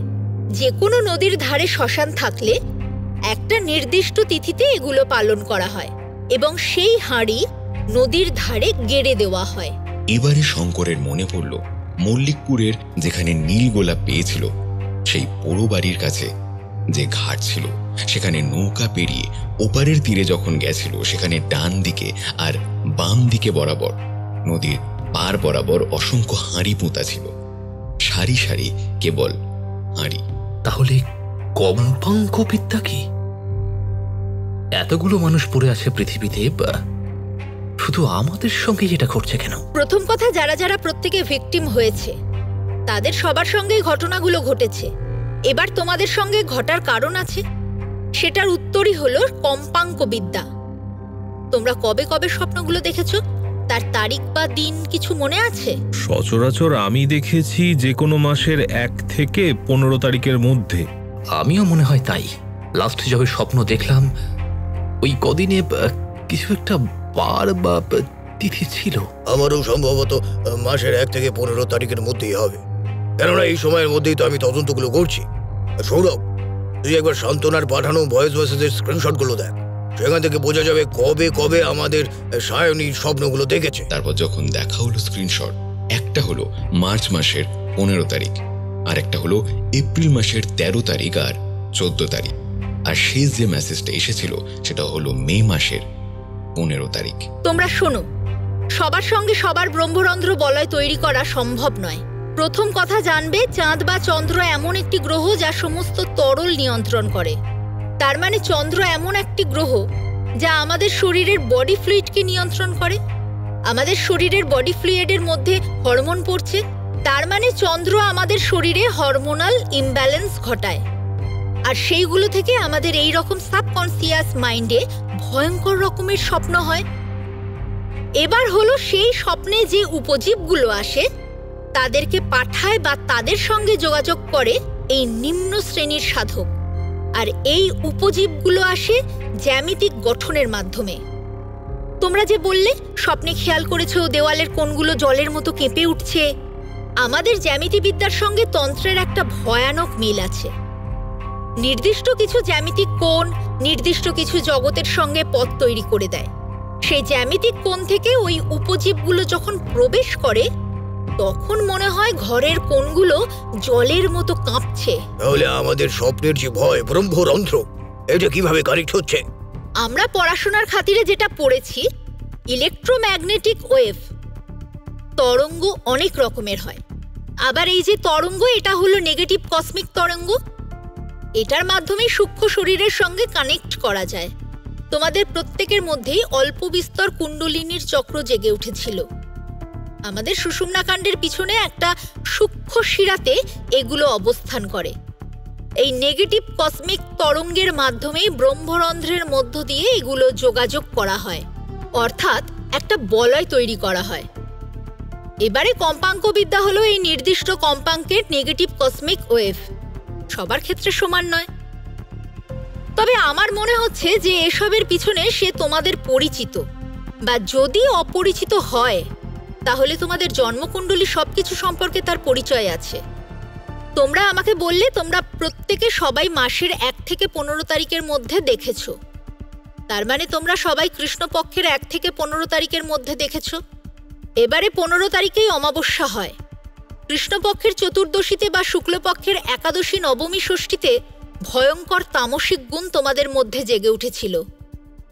হয়তো তোমাদের মধ্যে নেশা, দুর্ব্যবহার বা যে কোনো খারাপ আচরণ জেগে উঠতে পারে। একবার তোমাদের জন্ম তারিখগুলো বলো তো। অঙ্কন, সৌরভ, শঙ্কর এবং সায়নী প্রত্যেকের জন্ম বৃত্তান্ত তথ্য গ্রহণ করার পর এবার প্রবাহিতা বলতে শুরু করলো, নির্দিষ্ট তিথি, নির্দিষ্ট গণ, নির্দিষ্ট রাশি এবং একটা নির্দিষ্ট গোত্র সবকিছু যখন এক হয় তখন ওই নেগেটিভ কসমিক ওয়েভ তার কম্পাঙ্ক এই নির্দিষ্ট মানুষদের সঙ্গে সংযোগ করতে পারে। এর মধ্যে অঙ্কন, শঙ্কর আর সায়নী, তোমরা শুক্লপক্ষের একাদশী, নবমী এবং ষষ্ঠীতে জন্মেছ। সায়নীও জন্মেছে শুক্লপক্ষের নবমীতে। আমার ধারণা সায়নীর মধ্যে সবথেকে বেশি তামসিক গুণ আছে। তামসিক বলতে রাক্ষসগণ। সোজা কথায় ভেবে নাও প্রচণ্ড নগ্ন এবং খারাপ ব্যবহার। কথাগুলো শুনতে শুনতে শঙ্করের মনে পড়ল একাডেমিতে পড়াকালীন সায়নীর নামে একটা বাজে কথা শুনেছিল, কিন্তু সায়নী বলেছিল ওটা নাকি গুজব। সায়নী একসঙ্গে অনেক পুরুষের সঙ্গে যৌন সঙ্গম করেছিল, অর্থাৎ সোজা কথায় সায়নীর প্রচণ্ড যৌন খিদে ছিল। প্রবাহিতার কথার সঙ্গে যা হুবহু মিলে যাচ্ছে। এবার সৌরভ, তোমার জন্ম শুক্লপক্ষের একাদশীতে। তুমি বলো, স্বীকার করো তোমার মধ্যে এমন কি খারাপ গুণ আছে? আমি ভয়ঙ্কর পরিমাণে একটু বেআইনিভাবে স্টকে ইনভেস্ট করি। একটা ডার্ক সাইড থেকে শেয়ার বাজার চালানোর চেষ্টা করি। বলতে চাইছিলাম না, কিন্তু সত্যিটা কোনো না কোনো দিন তো বলতে হতো। আজ আপনার কথা শুনে মনে হলো আপনাকেই খুলেই বলি। কোনো ব্যাপার নয়। মানুষের মধ্যে ষড়রিপুকে এই গ্রহ নক্ষত্রের অবস্থান সত্যি নিয়ন্ত্রণ করে। আমরা মনে করি হয়তো করে না। যেমন অঙ্কন, তোমার জন্ম শুক্লপক্ষের ষষ্ঠীতে। তুমি বলো। প্রবাহিতাকে আর বলতে হলো না, সঙ্গে সঙ্গে অঙ্কন বলে উঠল, মদের নেশা এবং ভয়ঙ্কর পরিমাণ সিডেটিভ ড্রাগের গন্ধে নেশা, এইগুলোতে আমার ভয়ঙ্কর নেশা। এবারে পড়ে থাকলো শঙ্কর। তোমার জন্ম কৃষ্ণপক্ষের চতুর্দশীতে। তোমার জন্ম এমন একটা সময়, কৃষ্ণপক্ষের চতুর্দশী তারপরেই পূর্ণিমা গ্রহণের সময়, পূর্ণ চন্দ্রগ্রহণ। তোমার মধ্যে নেগেটিভ বা পজিটিভ দুটো শক্তির ব্যালেন্স আছে। কিছু খারাপ গুণ, আবার কিছু ভালো গুণও আছে, যেটা স্বাভাবিক মানুষের হয়ে থাকে। তোমাদের এই নির্দিষ্ট জন্মতিথির জন্য, বিশেষ করে কৃষ্ণপক্ষের চতুর্দশী বা একাদশী বা ত্রয়োদশী, এই সময়গুলোতে তোমাদের গণে রাক্ষসগণও জেগে ওঠে। গণ জিনিসটা ঠিক এরকম। আমাদের মোট 9টি গ্রহ আছে। ওই 9টি গ্রহ আমাদের 12টা রাশিকে নিয়ন্ত্রণ করে, আর সেই 12টা রাশি থেকে কুষ্টি বিচার হয়। এই কুষ্টি বিচারের ঘরের প্রথম ঊর্ধ্ব কোণের ঘরটি লগ্ন। সেখান থেকেই বিচার করা যায় কারোর গণ। অর্থাৎ আর জটিলতায় যাব না। নির্দিষ্ট তিথি, গণ, রাশি, গোত্র এর মাধ্যমেই তোমাদের সঙ্গে ওই সাধক যোগ স্থাপন করার চেষ্টা করেছে। অলরেডি যোনিতন্ত্র সাধনা সে সম্পূর্ণ করেছে এবং তাতে সিদ্ধিলাভ করেছে। ঘোর তামসিক তিথি, কৃষ্ণ চতুর্দশী, নক্ষত্র আশ্লেষা, চন্দ্র মীন আর শনি বৃশ্চিক রাশি। এমন ঘোর ঘনঘটার দিনে সাধকের কাশ্যপ গোত্র বা সাধিকা রাত্রেই গোত্র থাকলে তাদের মধ্যে থাকা রাক্ষসগণ থেকে থেকে জেগে ওঠে। ওই দিনই যোনিতন্ত্র সাধনা সিদ্ধ করেছে। আর আজকের অমর রাত্রি চণ্ডচেতনার মহাযাত্রা। আজ কুণ্ডলিনী জাগরণ সম্পূর্ণ হবে গভীর রাতে 1:11 তারপর মাসানতন্ত্র বা সব সাধনা সম্পূর্ণ করবে 2:22 আজকের কৃষ্ণপক্ষ চতুর্দশী, যা অমাবস্যা চন্দ্রগ্রহণের সংমিশ্রণ, এটা হলো কাল বিন্দু রাত্রি। এই সময় জ্যেষ্ঠ নক্ষত্র এবং গ্রহের অবস্থানে চন্দ্রমীন গ্রহণে ঢেকে গেছে। শনি বৃশ্চিক উচ্চস্থানে, মঙ্গল কর্কট রক্ত সক্রিয়, রাহু কন্যা বিক্রম, কেতু মকর পূর্বজ, বৃহস্পতি গিয়ে ধনুতে নিম্ন জ্ঞান চাপা পড়েছে এবং অন্ধ তপস্যা প্রবল হয়ে উঠেছে। সাধিকার রাশি মীন এবং সাধকের রাশি হতে হবে বৃশ্চিক। আর কাশ্যপ গোত্র, আত্রেয় গোত্র এবং সময়কাল 11:44 থেকে 3:33। শঙ্কর, থামাও, থামাও ওকে। নিজেকে কাল ভৈরব করার চেষ্টা করো। শঙ্কর তার বন্ধুদেরকে চলে যেতে বলল। শঙ্কর তার থানার উদ্দেশ্যে বেরিয়ে যাবে। তার বন্ধুরা অনেক বায়না ধরল, কিন্তু শঙ্কর বারণ করল। থানার 3 মুহূর্তে বেরিয়ে যাবে তাদের টার্গেট লোকেশনে। বুঝতে পেরে গেছে কোথায় যেতে হবে। মল্লিকপুরের নদীর ওই পারে, যেখানে শ্মশানে ঘটতে চলেছে আজকের ভয়ঙ্কর দুর্ঘটনা।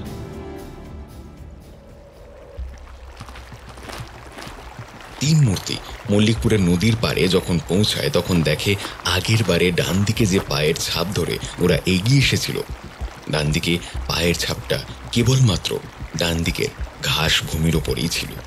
তিন মূর্তি যেটা মিস করে ফেলেছে সেটা হলো ডান দিকের ঘাট থেকে বাম দিকের ঘাট পর্যন্ত দুজোড়া পায়ের ছাপ।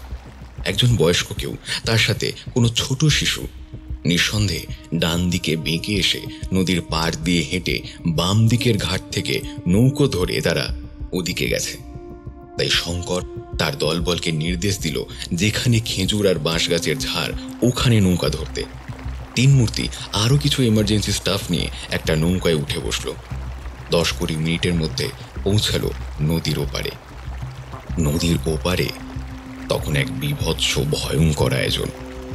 নদীর ওপারে যখন তারা পৌঁছায় তখন একটাই জিনিস শুনতে পায়, সেটা হলো কোনো শ্লোক বা সংস্কৃতের মন্ত্রোচ্চারণ। সে কণ্ঠস্বর খুব উদারত, প্রচণ্ড গম্ভীর এবং আকাশ বাতাস কাঁপিয়ে তুলছে।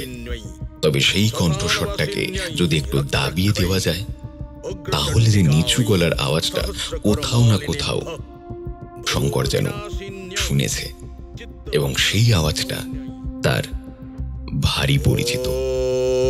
ক্রিং ক্রুং হ্রিং হ্রিং খৌ খৌ আং ছরু ছরু হুম হুম ফট ফট নমঃ কালিকা বৈ তারা ছিন্নমস্তা মাতঙ্গী বৈ ত্রিভীষণ দেবীভ্যঃ মহাকাল ভৈরব রূপিণ্যৈ শ্মশানবাসিন্যৈ রক্তক্ষৈ উগ্রচণ্ডিকা বৈ সহস্রকরমালিনীভ্যঃ ভূত বিনাশিন্যৈ।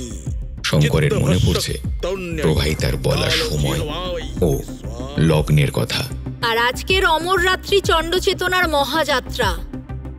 আজ কুণ্ডলিনী জাগরণ সম্পূর্ণ হবে গভীর রাতে 1:11 ঘটিকায়। তারপর মাসানতন্ত্র বা সব সাধনা সম্পূর্ণ করবে 2:22 ঘটিকায়। আজকের কৃষ্ণপক্ষ চতুর্দশী, যা অমাবস্যা চন্দ্রগ্রহণের সংমিশ্রণ, এটা হলো কাল বিন্দু রাত্রি। এই সময় জ্যেষ্ঠ নক্ষত্র এবং গ্রহের অবস্থানে চন্দ্রমীন গ্রহণে ঢেকে গেছে। শনি বৃশ্চিক উচ্চস্থানে, মঙ্গল কর্কট রক্ত সক্রিয়, রাহু কন্যা বিক্রম, কেতু মকর পূর্বজ, বৃহস্পতি গিয়ে ধনুতে নিম্ন জ্ঞান চাপা পড়েছে এবং অন্ধ তপস্যা প্রবল হয়ে উঠেছে। সাধিকার রাশি মীন এবং সাধকের রাশি হতে হবে বৃশ্চিক।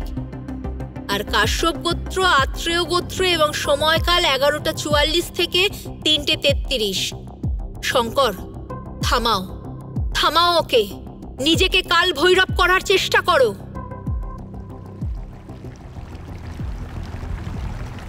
শান্ত নদীর তীর, নদীর ধারে পাঁক মাটিতে অসংখ্য মাটির হাঁড়ি গাঁথা রয়েছে। হাঁড়ির মুখগুলো আকাশের দিকে হাঁ করে তাকিয়ে আছে। চারিদিকে হিজল করাচি সুন্দরী গাছ, হাতে হাত ধরে নদীর জলস্রোতের একটু দূরে পার বরাবর দাঁড়িয়ে আছে। আকাশের মেঘ হয়তো প্রচণ্ড চঞ্চল, কিন্তু সেই চঞ্চলতা অস্পষ্ট, কারণ কিছু ঘন্টা পরেই পূর্ণ অমাবস্যা। নদীর ধারে বড় ঝাউ গাছ আর ইউক্যালিপটাস গাছে নদীর জলস্রোতের ঠান্ডা বাতাস, তার সাথে অল্প জলীয় বাষ্প কাঁপিয়ে দিচ্ছে গাছের বাকলকে। মাথা উঁচু করা গাছগুলো আকাশের সঙ্গে তোয়াক্কা দিয়ে উপরের দিকে মিশে যাচ্ছে। তার ফাঁক দিয়ে প্রায় নিঃশেষ হয়ে যাওয়া চাঁদের টুকরো। থেকে থেকে পরিবেশ আরো গম্ভীর হচ্ছে। এমন মনে হচ্ছে মন্ত্রটা যেন চারিদিক থেকে প্রতিফলিত হচ্ছে। দূরে দেখা যাচ্ছে পাকুড়, খেজুর আর শ্মশানের বিভিন্ন গাছের মাঝে একটা শূন্যস্থানে ঢিবির কাছে রক্তাম্বর পরনে বলিষ্ঠ কোনো পুরুষ বসে আছে। আরো অনেকটা এগিয়ে যেতে দেখা গেল এবং শোনা গেল জোরে জোরে মন্ত্রোচ্চারণ। ক্রিং ক্রুং হ্রিং হ্রিং খৌ খৌ ऐं छरु छरु हुम हुम फट फट नमः कालिका वै तारा छिन्नमस्ता मातंगी त्रिभीषण देवी बह महाकाल वैरव रूपिण्यै শ্মশানবাসিন্যৈ রক্তক্ষয়ী। বলিষ্ঠ পুরুষটি বসে আছে তিনটি মুন্ডুর ওপর। এটা হলো ত্রিমুণ্ডী আসন। তার মধ্যে দুটো পুরুষের মুন্ডু আর একটা নারীর মুন্ডু। নারীর মুন্ডুটা সেই নারীর হতে হবে যে কিনা অপঘাতে মৃত কাপালিক কিংবা বিধবা। তার সামনে বিশাল বড় কালভস্য অন্তর্তন্ত্রের যন্ত্র। বলিষ্ঠ পুরুষের সামনেই তাল পলাশের ছালে তৈরি করা হয়েছে আজকের গুপ্তচর্চার তন্ত্রের যন্ত্র। যন্ত্রের আধারের মাঝে চারিদিকে পুষ্পবৃতি, তারপর বড় বড় পদ্ম পাপড়ি, তার মাঝে একটা চৌকো ঘর, প্রত্যেকটা কোণাতে বীজ মন্ত্রের চিহ্ন। ত্রিভুজ, চতুর্ভুজ, বৃত্ত, পঞ্চভুজ এবং ষড়ভুজ। একদম কেন্দ্রে রয়েছে নারী যোনির মতন একটি চিহ্ন। চারিদিক থেকে ভীষণ জোরে বাতাস বইতে থাকলো। বাতাসে নিজেকে নিয়ন্ত্রণ করা যাচ্ছে না, যেন মনে হচ্ছে যেখানে বলিষ্ঠ পুরুষটা বসে আছে তার চারিদিকে বলয় মতো সৃষ্টি হয়েছে। সেই বলয়কে ঘিরে তৈরি হয়েছে প্রচন্ড বাতাস, ঘূর্ণিঝড়। ধারে নদীর জল থেকে জলস্রোত ওপরের দিকে আছড়ে পড়ছে। এক ভয়ঙ্কর উন্মত্ত পরিবেশ। শঙ্কর, সুখেন্দু, রক্তিম এবং তার বাকি ইমার্জেন্সি স্টাফ কেউ এগোতে পারছে না। শঙ্কর তারপর জোরে চেঁচিয়ে বলল, ওরে মূর্খ শুয়োরের বাচ্চা, থামা থামা তোর সমস্ত প্রক্রিয়া, থামা। ওই আগুনেই তোমাকে পুড়িয়ে ছাই করে দেবো আমি, মানসিক বিকারগ্রস্ত নরকের নরপিশাচ। এবারে হঠাৎ করে সেই বলয়ের চারিদিকের বাতাস থমকে গেল। কোমর থেকে নিচে রক্তাম্বর পরিহিত, কোমরের ওপরটা নগ্ন, চুলগুলো প্রচন্ড লম্বা বাতাসে উঠছে। কপালে তিলক কাটা, সারা শরীরে বিভিন্ন রকম তান্ত্রিক বীজ অঙ্কন করা এবং মুখে, চোখের তলায় ও গলার কাছে ছাই ভস্য মাখা। ধীরে ধীরে ঝড়ের মধ্যে থেকে সামনের দিকে এগিয়ে এলো সেই বলিষ্ঠ পুরুষ। প্রথমে দূর থেকে শঙ্করের অস্পষ্ট লাগছিল, তারপর যখন সামনে এগিয়ে এলো আচমকা নিজের একটা চেনা মুখকে দেখতে পেয়ে শঙ্করের পিলে চমকে গেল। এ কাকে দেখছে শঙ্কর? নিজের চোখেও বিশ্বাস করতে পারছে না। শঙ্করের চোখের সামনে তার সেই একাডেমির ফরেন্সিক ক্রিমিনোলজির প্রফেসর দেবারুণ কাঞ্জিলাল। স্যার আপনি আপনি আমি ভাবতে পারছি আপনি কত বড় শুয়ার, কত জঘন্য, বর্বর আর ঘৃণ্য। কতটা নিচে নেমে গেছেন আপনি, এতগুলো মাস ধরে এতগুলো শিশুর প্রাণ। আপনি আপনি আপনি তার মানে গবেষণা করতে করতে পাগল হয়ে গেছেন। পাগল, পাগল, উন্মাদ, অস্পৃশ্য, এগুলো কিছুই হয় না। এই প্রাকৃতিক জগতে তুমি যেখানে বাস করছো, তোমার চিন্তা, ভাবনা, জ্ঞান যথেষ্ট নিম্ন এবং ছোট। আমি যে সাধনা, যে ব্রতর জন্য এগিয়ে চলেছি তা অনেক বড়। ডাক্তার ব্রত আর তোর সাধনা, যেখানে ছোট ছোট শিশুদের প্রাণ নিয়ে খেলা করা হয়, তাদেরকে কাঠের পুতুল বানিয়ে অগুন্তি শিশুর লাশকে এদিক ওদিক ছড়িয়ে রাখা হয়, সেই প্রক্রিয়া করে আপনি কি সাহসে এই কথাগুলো বলছেন? ওকে ওকে শুট করো শঙ্কর, ইমিডিয়েট শুট হিম। বাস থেকে রক্তিম চেঁচিয়ে বলে উঠছে গুলি করে শুট করে দিতে। ভার মেজায় চার্জশিট, যত সব আজগুপি মেন্টাল সাইকো ট্রিটমেন্ট। একে এক্ষুনি জ্যান্ত গুলি করে এনকাউন্টার করে শ্মশানের এই মাটিতেই পুঁতে দেওয়া উচিত। তাই মনে হলো রক্তিমের। এত ছোট ছোট 15 বছরের নিচের শিশুদের শরীরের অঙ্গ প্রত্যঙ্গ কেটে ছিনিয়ে যে মানুষ নিয়ে নেয়, তাকে মানুষ বলাটাও প্রচন্ড ঘৃণ্যতা দেখায়। সে মানুষ নয়, শয়তানের থেকে অধিক। তারপর ধীরে ধীরে সেই বলয়ের মধ্যে পিছিয়ে যাচ্ছে বলিষ্ঠ পুরুষ দেবারুণ। একদিকে ঘোর তান্ত্রিক সাধক সে, অকাল ভৈরব। কত দিনের তারই সাধনা, কতদিন ধরে তার এই গোপন চর্চা, সেটা কেউ জানে না। সে পিছিয়ে যাচ্ছে আর মুখে উচ্চারণ করছে, ওং ক্রিং ক্রুং হ্রিং হ্রিং খৌ খৌ আং ছরু ছরু হুম হুম ফট ফট নমঃ কালিকা वै तारा छिन्नमस्ता मातंगी वै হঠাৎ ইমার্জেন্সি স্টাফগুলো তার দিকে এগিয়ে যেই আক্রমণ করতে গেল, অমনি ক্ষণিকের মধ্যে দেবারুণের রক্তাক্ত চোখের দৃষ্টিতে তাদের গোটা শরীরে আগুন লেগে মুহূর্তের মধ্যে ভস্ম হয়ে গেল। শঙ্কর নিজের চোখের সামনে কি দেখছে? ইহজগৎ বা প্রাকৃতিক জগতের বাইরে সত্যি কি অপ্রাকৃতিক শক্তিকে সাধনা করলে এমন সব ক্ষমতা লাভ করতে পারে কোনো সাধারণ পৃথিবীর মানুষ? রক্ত মাংসে গড়া মানুষের মধ্যে এমন ক্ষমতা কখনো আসে? যে মানুষ তার শরীরে আগুন লেগে গেলে চিৎকার করে, সেই মানুষই আবার তার শরীর থেকে আগুনের তেজ বার করতে পারে কি করে? সঙ্গে আনা 10-12টা ইমার্জেন্সি স্টাফ চারিদিকে ছাই ভস্ম হয়ে পড়ে গেল। যত ধীরে ধীরে বলয়ের ভেতরের দিকে ঢোকার চেষ্টা করলো সাধক দেবারুণ, তত তার দিকে এগিয়ে যেতে থাকলো 3 মূর্তি। তারপর রক্তিমা সুখেন্দু মানসিক অবস্থা স্থির রাখতে পারল না, ভয়ঙ্করভাবে রেগে গিয়ে দৌড়ে গেল তার দিকে।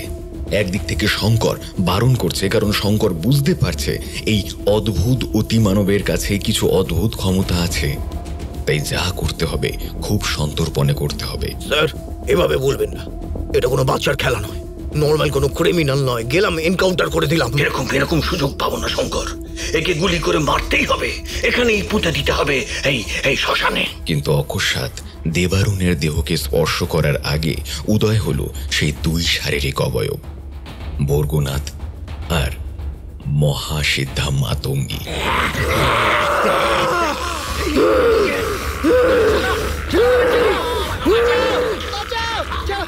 বর্গনাথ রক্তিমকে শক্ত করে ধরে টেনে হিচড়ে নিয়ে চলল মাটিতে ঘষড়ে ঘষড়ে একটা বট গাছের কাছে। তারপর মহাসিদ্ধা মাতঙ্গী সুখেন্দুকে ধরে মাটিতে ঘষড়ে টানতে টানতে নিয়ে চলল উল্টো দিকে আরেকটি বট গাছের কাছে। মূল যজ্ঞের জায়গায়, মূল তন্ত্র সাধনার জায়গায় ধীরে ধীরে পিছিয়ে যাচ্ছে সেই অকাল ভৈরব। ধীরে ধীরে শঙ্কর তার দিকে এগিয়ে চলেছে। তারপর 2টো বট গাছে রক্তিম এবং সুখেন্দুকে শক্ত করে বেঁধে দেওয়া হলো। আমাকে প্রশ্ন করছিস? হ্যাঁ, প্রত্যেকটা জায়গায় প্রত্যেকটা লাশ, ওই মৃতদেহগুলো তো আমি পৌঁছে দিলাম। আমি তো তোকে এখানে এনেছি, আমি তো সব করেছি তোর শরীর থেকে সহস্রার চক্রের রস নেব বলে। কারণ কৃষ্ণপক্ষের চতুর্দশীতে জন্মেছিস তুই তো আমার প্রধান উপলক্ষ। তোর ব্রহ্মরন্ধ্রের অমৃত কলা থেকে রস গ্রহণ করে মায়ের ভোগে দেব। তার সঙ্গে সংগ্রহ করেছি তোর বাকি 3 বন্ধুর শারীরিক অঙ্গ। শঙ্করের মাথায় বরফের মতন ছ্যাঁকা দিল সেই কথা। সেদিন প্রবাহিতা বলেছিল, এবারে পড়ে থাকলো শঙ্কর। তোমার জন্ম কৃষ্ণপক্ষের চতুর্দশীতে। তোমার জন্ম এমন একটা সময়, কৃষ্ণপক্ষের চতুর্দশী তারপরেই পূর্ণিমা গ্রহণের সময়, পূর্ণ চন্দ্রগ্রহণ। তোমার মধ্যে নেগেটিভ বা পজিটিভ 2টো শক্তির ব্যালেন্স আছে।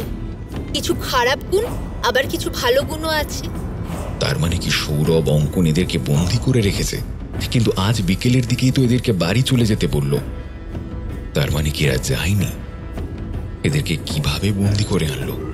যখন ধীরে ধীরে সামনে এগিয়ে এলো, তখন দেখতে পেল সামনে একটা প্রকাণ্ড বটগাছ, তার সামনে একটা মূর্তি, সামনে এক অচেনা আনকোরা মূর্তি। মূর্তির উচ্চতা 7 থেকে 7.5 ফুট। নারী মূর্তির মতোই তার গঠন, সমগ্র শরীরটায় তৈরি হয়েছে ছিদ্র। সেই মূর্তির গলায় পরানো রয়েছে নরভ্রূণের কঙ্কাল মালা, তার সাথে আজ্ঞা চক্র সৃষ্টির থাইমাস গ্রন্থের মালা ঝোলানো রয়েছে তার গলায়। বক্ষ উদর অংশের ধার বরাবর বেরিয়ে এসেছে দুদিকে মোট 4টি করে 8টা হাত। কোমর থেকে পায়ের দিকে বাতাসে ভাসছে আরো 4টে হাত। কাঁধের উপর থেকে মাথার উপরের দিকে বাতাসে ভাসছে আরো 4টে হাত, অর্থাৎ সব মিলিয়ে 16টি হাত। থেকে থেকে সেই মূর্তির শরীরে বেড়ে উঠছে যোনি ছিদ্রের সংখ্যা। হয়তো তার কারণ মূলত মন্ত্র বলেই জাগিয়ে তোলা হচ্ছে। তার পায়ের তলায় রয়েছে কাল ভৈরব। সেই মূর্তির 3টে মাথা, প্রকৃত অর্থে স্বাভাবিক চোখের মতো 2টো চোখ তাতে নেই। লম্বালম্বি কপালের মাঝে 3টে চোখ, তার মধ্যে মাঝখানের মাথার 2 ঠোঁটের ফাঁক থেকে বেরিয়ে এসেছে বৃহৎ আকারের এক জিভ। বাকি দুই পাশের মাথা একটি মস্তিষ্কের ওপরের অংশ খুলি ফেটে রক্তপ্রপাত বেরিয়ে আসছে। আরেকজনের মুখ সম্পূর্ণ সবুজ। এই হয়তো সেই ত্রিভীষণা আদ্যা ভৈরবী। এগুলো থামান আপনি। সম্মান দিয়ে কথা বলতে তোকে ইচ্ছে করছে না। এক সময় আপনার কাছ থেকে গ্রহণ করেছে বিভিন্ন বিষয়ের শিক্ষা, আর আপনি একই শরীর, হাত পা, আমি কল্পনা করতে পারছি না এরকম জঘন্য কাজ করেছেন আপনি। তাহলে শোন, প্রথম কয়েকটা মাস আমি থাইমাস গ্রন্থির থেকে নির্যাস নির্গমন করার পর আমার কোনো ট্রিমের এক্সপেরিমেন্ট সফল হলো না। গবেষণা করতে করতে আমি আমার প্রাচীন পুরুষের তন্ত্র চর্চার বই হাতে পাই। যখন আমি এদিকে বিফল হচ্ছি, আমার একটা এক্সপেরিমেন্টে আমার মধ্যে এমন একটা নেশার ভূত চেপে বসলো। তারপরে আমি থাইমাস গ্রন্থি থেকে অল্প অল্প করে রস নয়, সম্পূর্ণ থাইমাস গ্রন্থিটাকেই চিবিয়ে খেতে শুরু করলাম। তাতেও আমার শরীরে কিছু হলো না, উপরন্তু আমার শরীরে কিছু চামড়া কুঁচকে যেতে শুরু করলো। তারপর আমি তন্ত্রবিদ্যার এই গুপ্ত শাখার ব্যাপারে জানলাম। আমি জানি এই তন্ত্র চর্চা করা নিষিদ্ধ, কিন্তু আমি প্রমাণ করে দিতে চাই রক্ত মাংসের গড়া একটা সাধারণ মানুষ থেকে আমি কিভাবে অতি মানবে পরিণত হয়েছি। আর আমার এই প্রমাণ এই পৃথিবীর বাস্তুতন্ত্র, এই পৃথিবীর জীব বৈচিত্র্যতে ক্ষুদ্র কণা থেকে শুরু করে বৃহৎ প্রাণী পর্যন্ত সবাই জানবে, সবাই টের পাবে। আমি কে? আমি ঘোর অকাল তান্ত্রিক। কালভস্য অন্তর্তন্ত্র সাধনার মাধ্যমে আমি প্রথমে যোনিতন্ত্র সাধনা শুরু করি। তারপর দীর্ঘ কয়েকদিন ধরে কুণ্ডলিনী তন্ত্র সাধনা করি। আজ কুণ্ডলিনী তন্ত্র সাধনার অন্তিম দিন এবং মাসান সাধনার মাধ্যমে প্রাকৃতিক ও অপ্রাকৃতিক জগতের ছিদ্রে বন্ধন সৃষ্টি করব। কুণ্ডলিনী তন্ত্র সাধনার জন্য আমি জানি না যে ঠিক হাতে গুনে কতগুলো শিশুকে নিজের হাতে আমি হত্যা করেছি। প্রকৃত অর্থে এগুলো হত্যা নয়, ওরা আমার মধ্যে বেঁচে থাকবে, আর আমি অবচেতন মন নিয়ে অন্যের মধ্যে বেঁচে থাকব আধ্যাত্মিক অমরত্বের মাধ্যমে। সপ্তচক্রের প্রতিটা চক্রের অঙ্গকে আমি আহুতি দিয়েছি মায়ের কাছে। মা আমার কথা শুনে, মা আমাকে স্নেহ করেছিল, আমার কানে কানে বলেছিল মা যে সে সব চায়, তাই আমি মাকে দিয়েছিলাম। মা কিছু চাইনি হারামজাদা, এটা তোর মনের ভুল। জিভ দিয়ে কথা বলাটা আপনাকে সাজায় না। ইচ্ছে করছে আমার এই হাত দিয়ে আপনার জিভটা তুলে উপরে ছেড়ে ফেলে রে। ক্ষুব্ধ হোস না শঙ্কর, শোন। শিশুপাল ঠিক যেমন 100টার বেশি পাপ করার পরেও তার কোনো ভ্রুক্ষেপ ছিল না নিজের পাপের ওপর। দেবারুণ এতগুলো পাপ সিদ্ধ করার পর তার নিজের শরীরে চামড়া, হাত, নিজের আত্মার প্রতি কোনো ঘৃণা জন্মায়নি। উপরন্তু অজানাকে জানার নেশায় উগ্র হয়ে উঠেছে, এবং সেই উগ্রতা এতটা তা দেখে শঙ্কর নিজে ভয় পেয়ে যাচ্ছে। তবুও সে সাহস করে এগিয়ে কথা বলার চেষ্টা করছে, এবং বারবার তার প্রবাহিতা সেই কথাগুলো মাথার মধ্যে মনে পড়ে যাচ্ছে। কুণ্ডলিনী প্রক্রিয়া সাধনের জন্য কিভাবে মায়ের কাছে ভোগ দেওয়া হয়, কুণ্ডলিনী চক্রের প্রত্যেকটা শারীরিক অঙ্গ প্রত্যঙ্গ। অমরত্ব কুণ্ডলিনী তন্ত্র সাধনা একটা দীর্ঘ সময়ের প্রক্রিয়া। প্রথমে শিশু দেহ, পরে যৌবন বা যুবক দেহ, তারপর আমাদের মতো অ্যাডাল্ট বা প্রাপ্তবয়স্ক শরীরের দেহ প্রয়োজন হয়। প্রথমে শিশু দেহ থেকে সপ্তচক্রের অংশগুলো নিয়ে বীজ মন্ত্র উচ্চারণের মাধ্যমে তন্ত্রের যন্ত্রের সামনে আহুতি দেওয়া হয়। তার ফলে যে এই সমস্ত প্রক্রিয়া পালন করছে, সে যে যৌবন মানুষদেরকে বা যে যুবকদেরকে ঠিক করেছে তাদের সঙ্গে ব্রহ্মরন্ধ্রের বলয় তৈরি করে। তারপর সেই যৌবন মানুষদের সপ্তচক্রের অর্গান বা গ্রন্থি তুলে নিয়ে সেটাকে ভোগ দেয়। পরবর্তীতে প্রাপ্তবয়স্ক শরীর থেকে সেগুলো তুলে নিয়ে অন্তিম ভোগ নিবেদন করে। তারপর মাসান সাধনায় বসে। এটা দীর্ঘ সময়ের কঠিন এবং জঘন্যতম প্রক্রিয়া।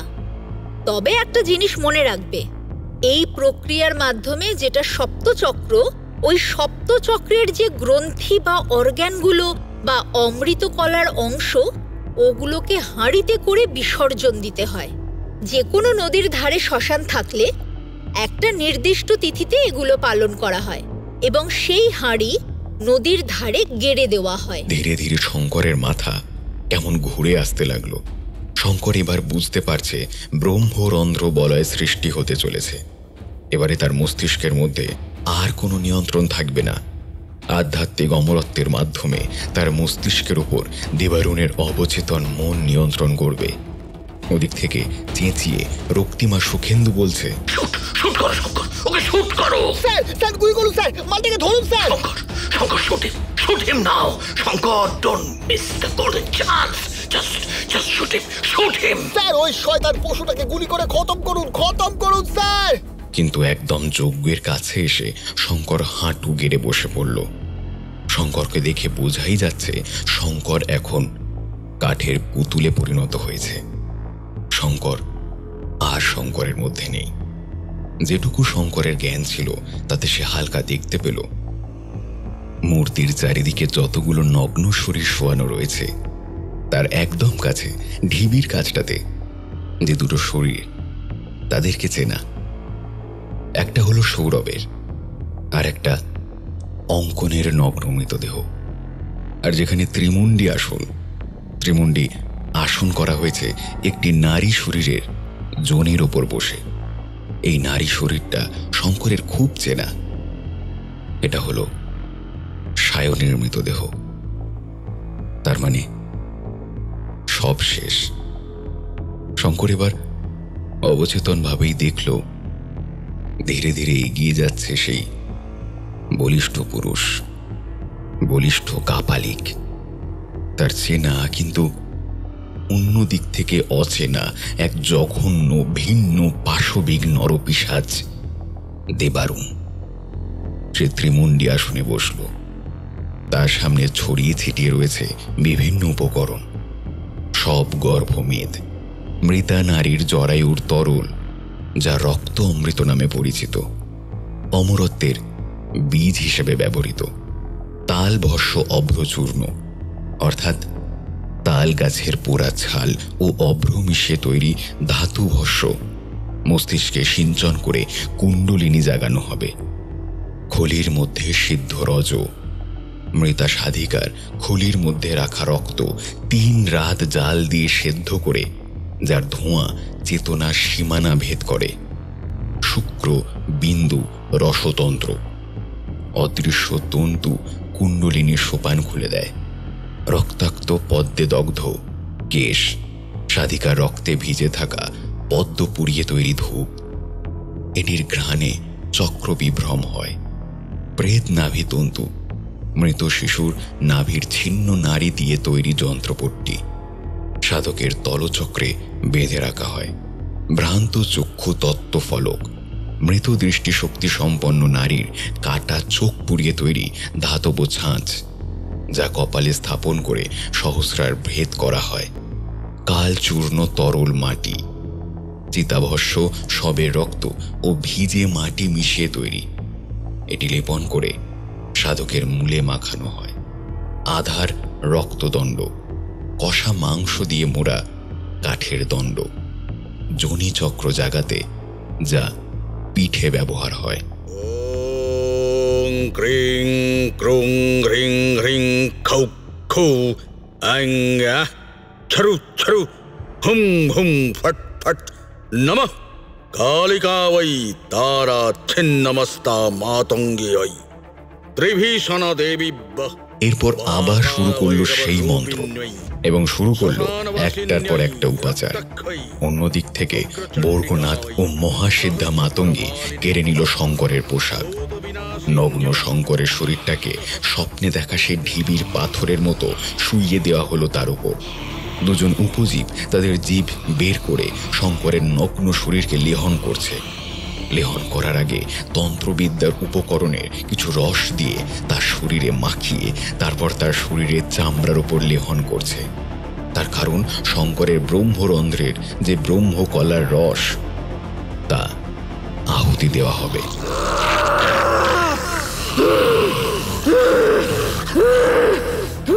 মুখ থেকে ভয়ঙ্কর গোঙানির আওয়াজ, একটা পুরুষ ও একটা স্ত্রীর। পুরুষ আওয়াজ হলো বরগুনাথের লকলকে জিভ দিয়ে মুখের আওয়াজ। মহিলা কণ্ঠস্বরের শব্দটি হলো মহাসিদ্ধা মাতঙ্গের উগ্র আওয়াজ। জেগে উঠছে অন্যান্য উপশক্তি বা অধশক্তির দল। নিম্ন শ্রেণীর তন্ত্র সাধনার ফলে জঙ্গলের বিভিন্ন গর্ভস্থান থেকে এগিয়ে আসছে অষ্টচামুণ্ডা ও অষ্টযোগিনীর দল। সব থেকে অবাক করে দিয়ে স্তম্ভিত হয়ে গেল রক্তিম আর সুখেন্দু। শঙ্করের চেনা সৌরভ আর অঙ্কনের শরীরটাকে টানতে টানতে কাপালিকের কাছে নিয়ে আসছে একটা নারী। তার শরীর নগ্ন, তার চুল এলোমেলো, উঠছে। সেই নারী এদের চেনা। থানায় যখন প্রথম মিসিং কেসে ডায়েরি হয়, প্রথম সেই মিসিং তপস্বীর মুখের সঙ্গে এই নগ্ন নারীর মুখটা হুবহু মিলে যায়। এতে আশ্চর্য হওয়ার কিছুই নেই। একটার পর একটা অঙ্গ প্রত্যঙ্গবিহীন মৃতদেহ আবিষ্কার করেছিলিস তোরা। ওগুলো সবই আমার দ্বারা পাঠানো। আর যাকে তোরা তপস্বী বলে ভেবেছিলিস, এর নাম তপসা জিহবা, যে কিনা অষ্ট চামুন্ডার আরেক চামুন্ডা। এ হলো এক প্রকার তোষক বা নিম্ন শ্রেণীর উপজীব। এই উপশক্তি, যার জিহবাতে তপস্যা ও মৃত্যু লেখা আছে, তপস্যা জিহবা।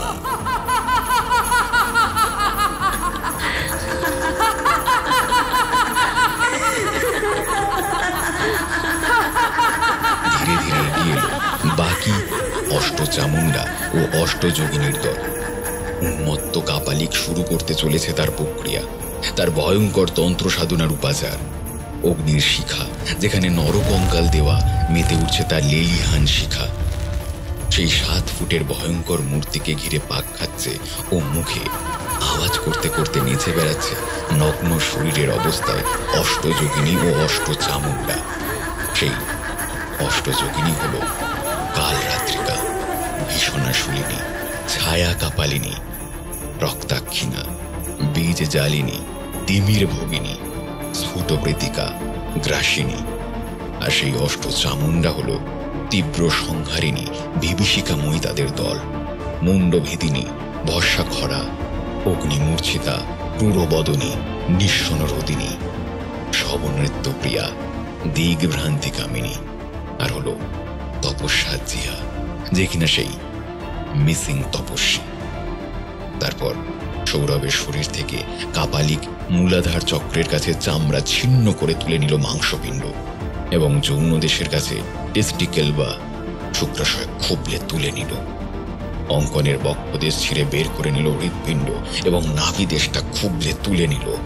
মৃত সায়নীর শরীরে থাইরয়েড গ্রন্থি এবং থাইমাস গ্রন্থি খুবলে তুলে নিল। তারপর একটা ভোঁতা পাথর দিয়ে শঙ্করের কপালের সামনের দিকটা ফাটিয়ে সংগ্রহ করলো অল্প পরিমাণ নির্যাস রক্ত। তারপর সমস্ত ভোগ এক জায়গায় সংগ্রহ করে প্রথম উপাচার সম্পন্ন করল মৃত সম্ভোগ সংলাপ। মৃত নারীর যোনির সামনে সাধক নিজের চেতনা সমর্পণ করল। তারপর রক্তসিঞ্চনযোগ্য রক্তরস মিশ্রিত অগ্নিকুণ্ডে ফোঁটা ফোঁটা চেতনার তরল ঢেলে চক্রসিঞ্চন হল। তারপর চেতনা বিনিময় স্পর্শ হাত রেখে উচ্চারণ করল মন্ত্র। উগ্রচণ্ডিকায় সহস্রকর্মালিনিভ্য ভূত বিনাশিন্যৈ চিত্তভস্যকর্তন্য কালজিহ্বায় স্বাহা স্বাহা। তারপর সহস্রার অগ্নিস্ফুরণ শেষে বিষ ও অমৃত মিলন বিন্দু, একটি নীলকণ্ঠ সর্পের বিষ ও রক্ত মিশিয়ে তৈরি একটি মিশ্র তরল নিজের জিহ্বার ডগায় রাখল উন্মাদ কাপালিক। যত সময় ঘনিয়ে আসছে চারিদিক থেকে শিয়াল এবং কুকুরের আওয়াজ প্রচণ্ড পরিমাণে বাড়ছে। দেবীর মূর্তির চারিদিকে নৃত্যরতা সেই অষ্টযোগিনী ও অষ্টচামুণ্ডা এবারে মৃত্যু নগ্ন শরীরগুলোর উপরে নিচে বেড়াচ্ছে। সুখেন্দু আর রক্তিমের চোখের সামনে ঘটে যাওয়া অসম্ভব রকমের নরকের দৃশ্য দেখে তারা প্রায় জ্ঞান হারায়। তারপর যজ্ঞে আহুতি দিল সেই সপ্ত শারীরিক অঙ্গ। যজ্ঞের আগুনে আহুতি দেওয়া অঙ্গগুলো ভস্ম হয়ে গেল। দেখে মনে হচ্ছে দূরে পড়ে থাকা শঙ্করের দেহে এখনো অল্প পরিমাণে প্রাণ আছে। মাটিতে শুয়ে তার নিথর দেহটা হালকা হলেও ছটকাচ্ছে।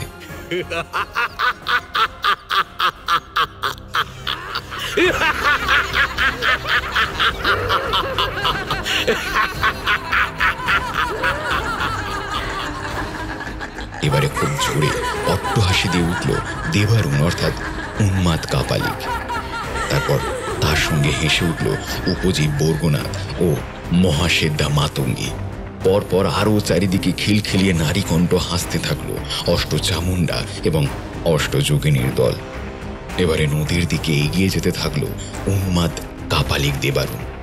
নদীর দিকে এগিয়ে এই যজ্ঞের ছাইয়ের ভস্য হাঁড়িতে করে নদীর মাটিতে গেঁড়ে দেবে সে।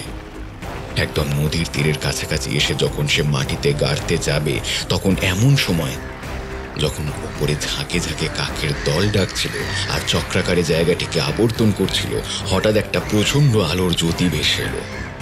আর সেই আলোর মাঝখান থেকে একটা কণ্ঠস্বর শোনা গেল, একটা গুরু গম্ভীর পুরুষের দীপ কণ্ঠস্বর।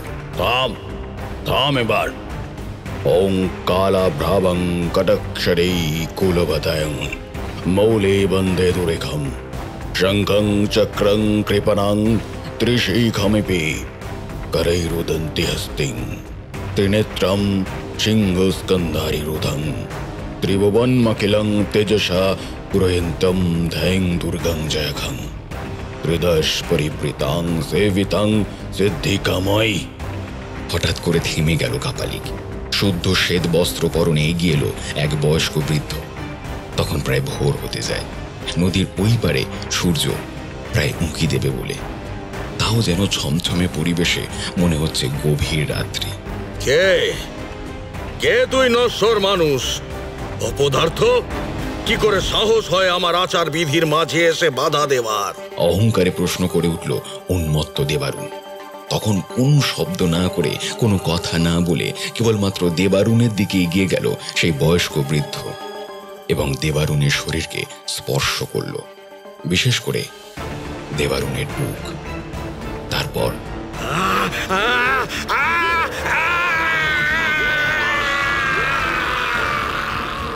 প্রচন্ড জোরে অপার্থিব চিৎকার করে উঠল দেবারুণ। ওদিক থেকে প্রচন্ড জোরে চিৎকার করে উঠল বর্গনাথ ও মহাসিদ্ধা মাতঙ্গী।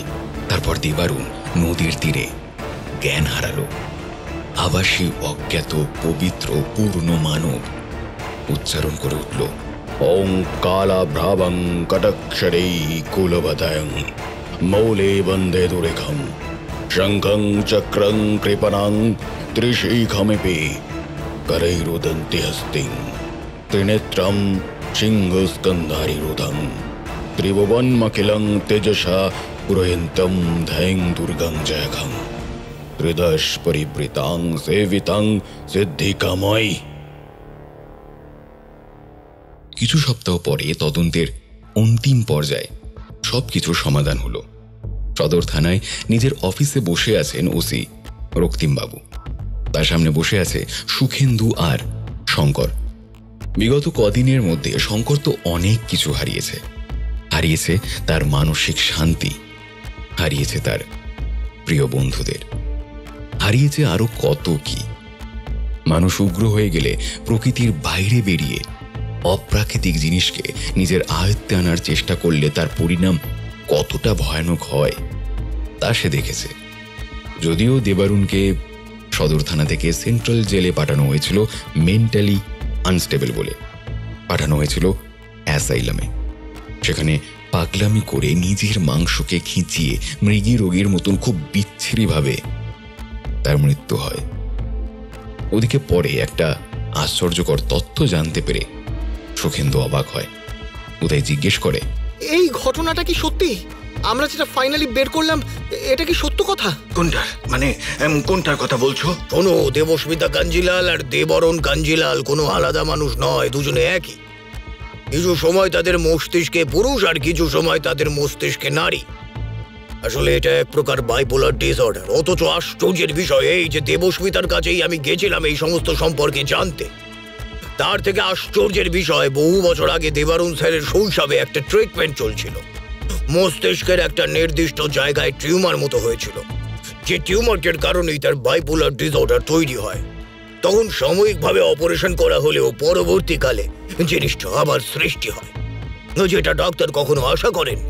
আর এই দেবারুণ স্যারের বংশ পরিচয় অনুসারে এদের বংশ পরম্পরায় তন্ত্র চর্চা এবং জাদুবিদ্যা ও জ্যামিতিক চর্চার একটা দিক আছে।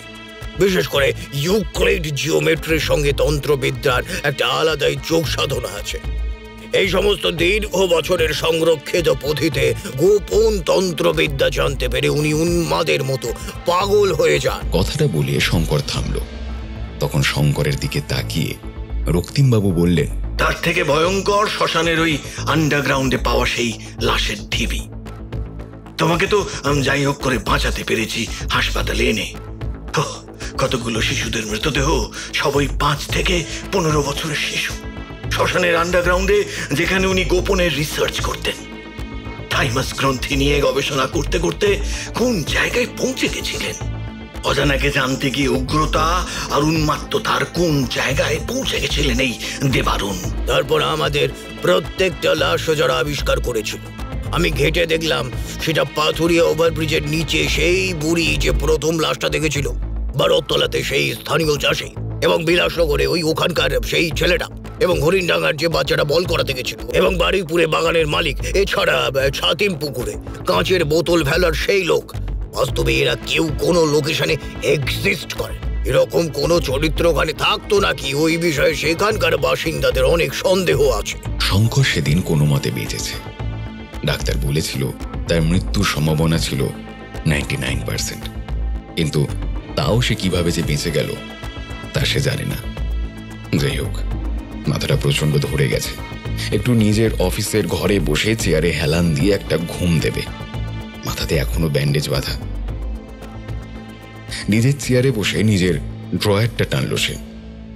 এমনি কি মনে হলো টেবিলে রাখা কেস ফাইলগুলো নিচে রেখে দেবে।